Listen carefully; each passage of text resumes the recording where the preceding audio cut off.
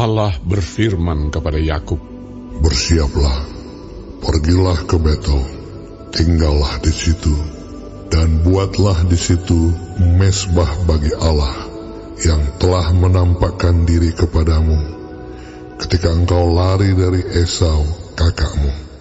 Lalu berkatalah Yakub kepada seisi rumahnya dan kepada semua orang yang bersama-sama dengan dia, "Jauhkanlah dewa-dewa asing yang ada di tengah-tengah kamu.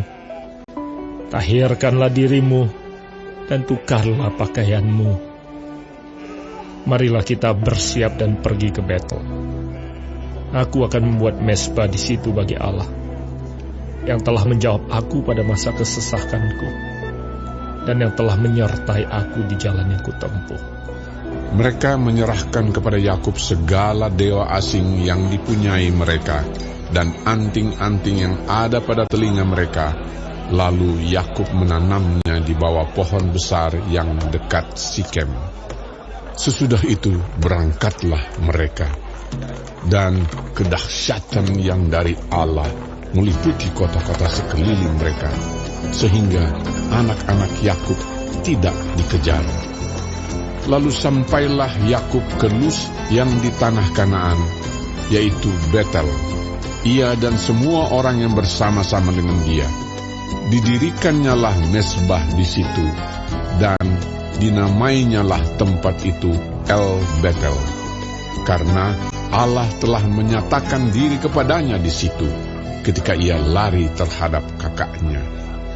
Ketika Deborah, inang pengasuh Ribka, mati, dikuburkanlah ia di sebelah hilir Betel di bawah pohon besar, yang dinamai orang pohon besar penangisan.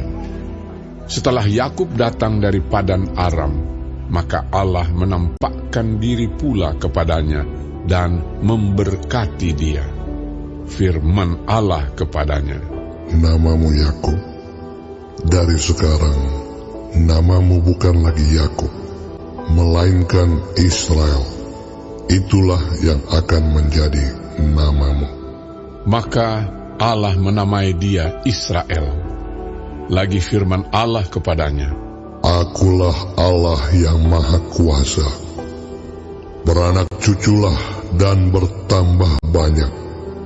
Satu bangsa, bahkan sekumpulan bangsa-bangsa, akan terjadi daripadamu, dan raja-raja akan berasal daripadamu.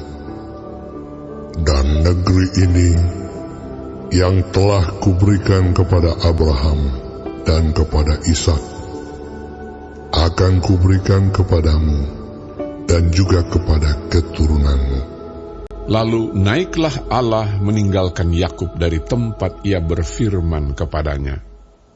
Kemudian Yakub mendirikan tugu di tempat itu, yakni tugu batu.